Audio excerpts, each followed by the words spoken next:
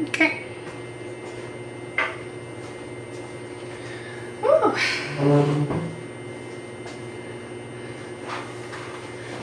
Hello again, and welcome to Tea Time Tuesday. Let me pick you up a little bit because I can see my head is like down. Give me 1 second. I'm just gonna tilt you up just a little bit.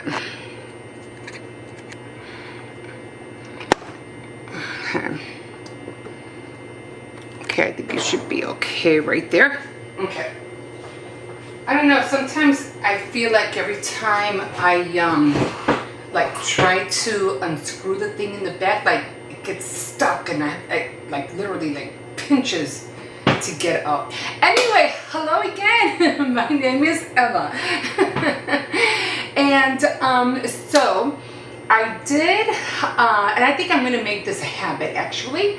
I am going to start making my own little pastries. I ended up making little apple turnovers, and they look like this. You can see them. They look like that. They were really easy to make. I just used a can of a pie filler, apple pie filler, Pillsbury, what is that?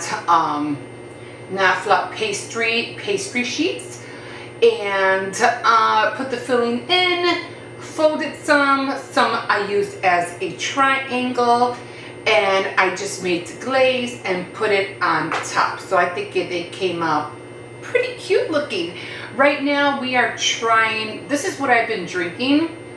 It's the Wild Berry Zinger from Celestial. So I'm just gonna be drinking this until I finish the box, or until I go to the store and buy a different variety of maybe orange, chamomile, the true berry, because I really like that one a lot. But this is the one I'm drinking today, and so let's get started and let's find out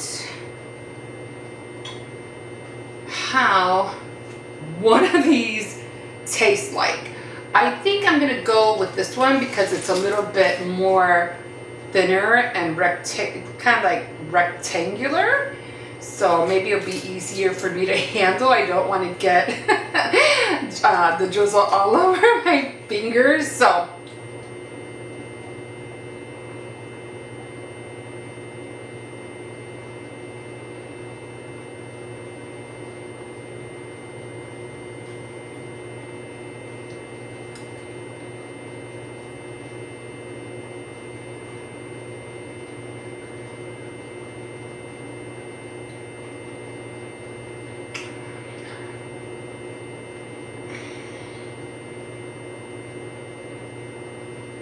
I think the pastry, I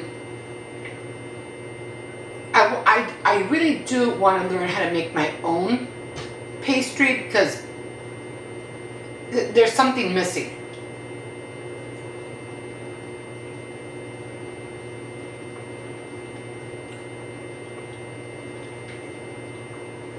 The apple is good, of course, you know.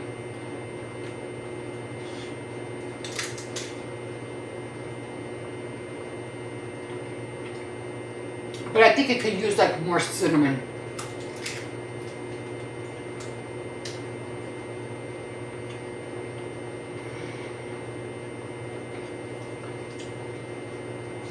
Yeah. I mean, it's not that sweet, but I definitely want to get into making my own pastry. Other than that, it's okay. It's not great. I mean, you know, like the Hostess fruit pies. Oh my god, that one, the blueberry, I could eat like 3 of each.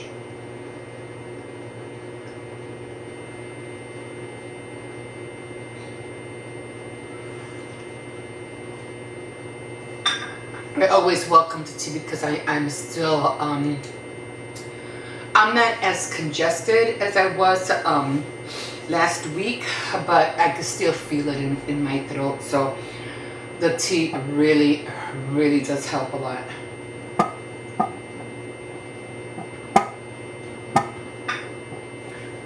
But if you want to do something quick and easy, if you're just doing it for yourself, I would suggest to add a little bit more, maybe a little bit more sugar to the pie filling, or get a better brand, because I got mine at one certain store, but I would get a better brand. As far as the dough is concerned, you would literally have to make your own if you really want to have that taste. The icing came out good. Maybe I should have added some vanilla. I didn't. I figure if I add vanilla, it's going to turn yellow, and I didn't want the icing to be yellow. And I don't know if they have clear vanilla. I think they do, but I'm not for certain. But I mean, if you want something quick, I wouldn't recommend this like to feed, you know, like at a luncheon or something. I mean, you can, but I would definitely spice up the fruit before you do everything else. I mean, you would have to buy like maybe 3 tubes of the pastry, and you know, and work that out. Other than that, it's okay.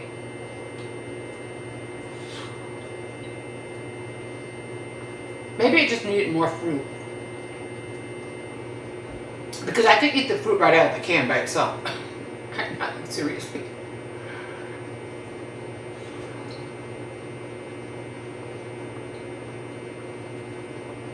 But it's okay. Okay, so I'm gonna give the carrot cup a go next week. It did taste better than the blueberry. I mean, yeah, the blueberry ones I made. Actually, they kind of taste the same.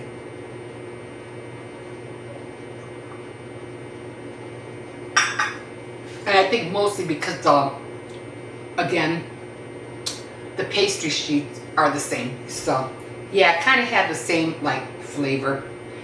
But I'm gonna work on it.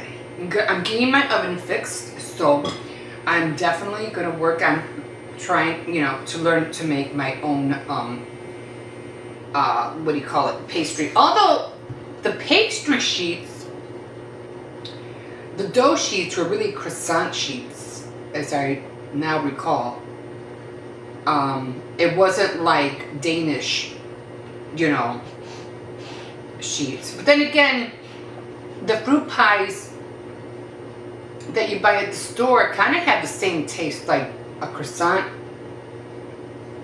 texture. So I don't know. Anyway, it's hot in here.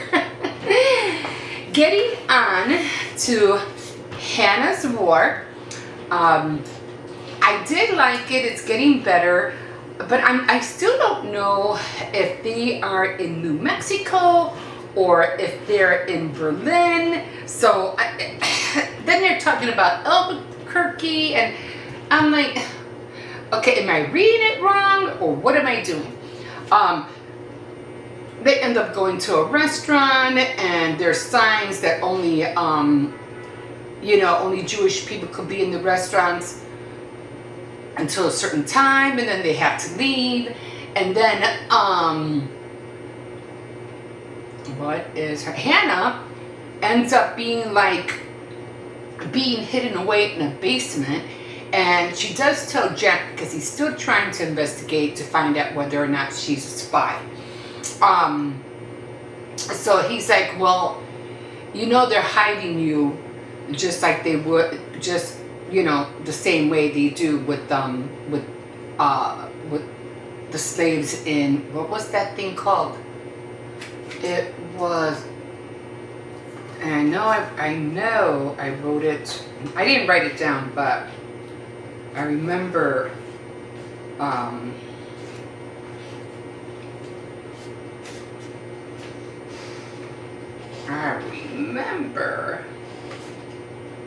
Although I don't think I can pronounce it.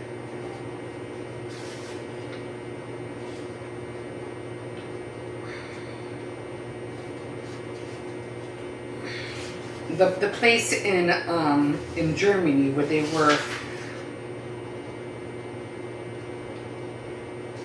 were taking all the prisoners.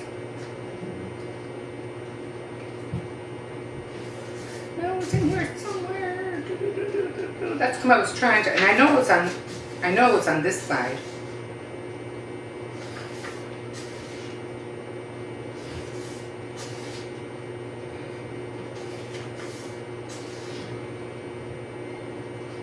Auschwitz? Something Auschwitz? I know it wasn't all the way over here because, yeah, Auschwitz. So, and then she goes, oh, have you heard of it? And she wanted to know if they had bombed the place yet, because she was hoping that the war would be over and that they could finally be free. But what happened before that was that she, unfortunately, Sublime, her cousin, ended up helping out, I think, German soldiers. And I don't know whether they were trying to be kind, her and her friends, because she was only like 17, they're just young kids. And they were making little poems and they would give them to the soldiers. And so I guess they did it so that the soldiers would be nice to them or something. But it ended up being taken the wrong way, so they ended up wanting to arrest her and her friends. They already had caught one of her friends, and his name was Daniel, and she was really upset, and Hannah was trying to tell her, you know, you can't be worrying about him, whatever happens. She goes, then Sublime is, how can you say that? That was my friend, you know, nothing should happen to him. But you know, in that era, in that generation, whatever, it's like once they're gone, you know you're never going to see them again. And so when they found out about the notes that were being given to the soldiers, now they were looking for Sublime. And they finally, Hannah said, you know, this is crazy. How can you do this? What were you thinking? And she goes, we didn't mean any harm. We didn't think it was anything bad. But apparently it was. So now she had a friend that really liked Hannah a lot. He's like, well, I can help you get her out of here. So finally they go, okay, you're going to do this, but we have to do it. We got to do it quick. So he ended up getting some friends that he knew. And this couple were going to drive Sublime to a certain area where they would meet at some kind of cargo place, and they would aboard a boat, and then from there they would take her to Cuba, and then from Cuba to America. But Sublime was like, you know, the girl that was with the couple, she's like, oh my God, you really look like a Jewish girl, you got to change your look. So she cut her hair, she dyed her hair, changed her clothes and everything, and she was trying to make Sublime, okay, this is your new name, and you gotta remember all this and let me know what my name is, and what is my name. And she would answer, you know, a certain way, and she goes, no, what is my name? And she just kept yelling at her. And Hannah was with them the whole time because they were in the car while they, you know, doing all this stuff. And Hannah was quiet, of course, and the one girl that was with them, she's like, she slapped Sublime, like really, well, I don't know how, but she slapped her hard as Sublime started crying. And she goes, what's my name? And then finally Sublime answered the right way, and she goes, you know, if you go down, we go down with you. This is not a joke. This is not funny. We got to do this now. We got to do it right. And, you know, Sublime was looking at her cousin Hannah like, you know, what am I going to do? What am I going to do? So finally, it's okay. This is where we get off. So they got out of the car, they left, and now Hannah's like having second thoughts, like looking at the friend that was trying to help, and she's like, I don't know if this is a good idea. And he goes, it's the only idea. She has no way out of this. So finally they they get out of the car and everything, and then Hannah tried to run, like go after her. She's not going, and then he, of course, tells her, no, we're gonna go over here. She'll be okay. Leave her alone. We'll go back. And the only reason why I think they wanted Hannah, again, because she was a scientist. She was into energy, solving and things like that, and they always had her hidden in a basement so they wouldn't find her. So then again, I'm thinking, well, then she's still in Germany. But so then I'm just going to try to go towards the end. Okay, so it says, no, Sublime cried, but he was already out of the car. Hannah, that's when Sublime was yelling. The train was gone. There was no sound but Hannah's a small strangled sound to the songs of early rising birds that nested in the caves and pockets of crumbs on the platform. Oh, so they were going in a train. I think a train to Cuba. I think I got to this part where everyone knows where. The Americans were aware of it long before they entered the war. They know no one returns. Hannah closed her eyes and breathed the words Auschwitz, said Jack. You heard of it? Of course I heard of it. You heard of it. Don't be coy. So she's like, well, are they going to bomb the place, or, what are they going to do? Then at this part I couldn't understand because Hannah parked at a dark end of the motel a lot as far as she could from the chill. Because they were like, this was like at 1 o'clock midnight. And she waited in the car while Jack arranged for a room. That he waited in the room while she took a pillowcase to the ice machine. There was somebody following her, and she knew it.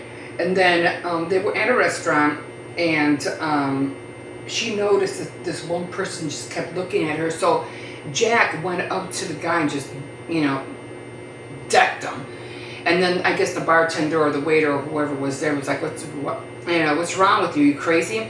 And he just kept on looking at my wife, and I didn't like it, So he cold-cocked him, ended up on the floor. His nose was bleeding, stuff like that. He go, oh, don't ever do that again. Get out of here and don't ever come back. You just going crazy, losing your head for no reason. But I guess Hannah and Jack knew that this person was following them.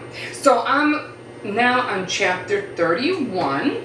So that's where I left off, and they were at it. They ended up being in a motel. I'm pretty sure they're going to talk more about the guy that was following them.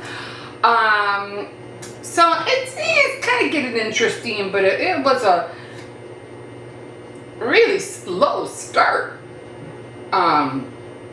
As far as Natalia and Blake.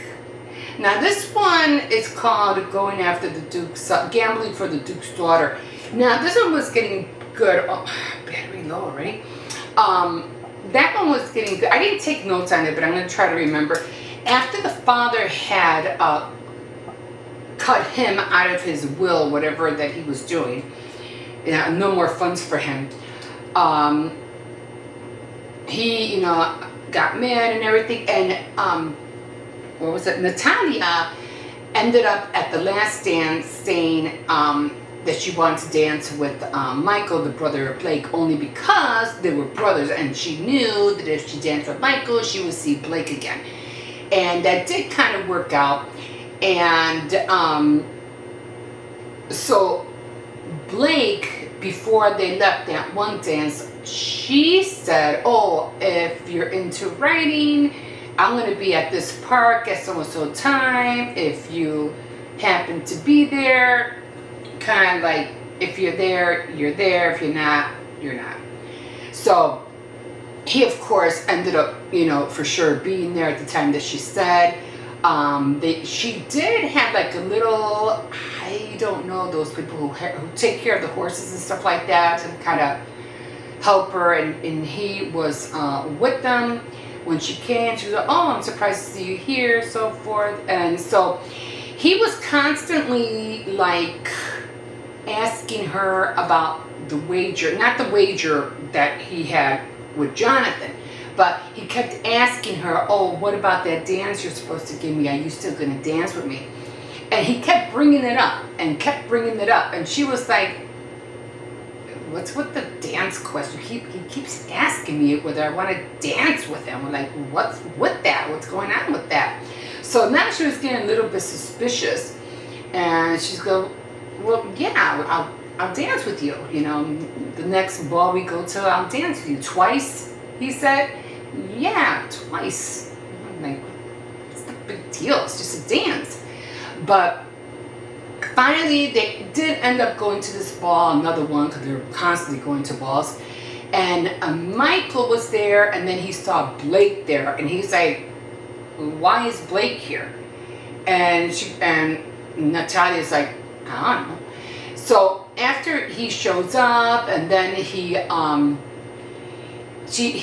goes, oh, well, trying to be honest now, you know, she didn't want to, she kind of like she felt bad that she shouldn't have, you know, said, yes, I would go with you, or for Michael to see her when she didn't really feel anything for Michael. She kind of like misled him, again, only because she wanted to see Blake.